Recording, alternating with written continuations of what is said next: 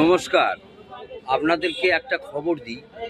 টিবোর্ডের পাশে Radhabazar street city হাউসের সামনে সাগরের হোটেল আছে, ভজন বিশ্বাস নাম।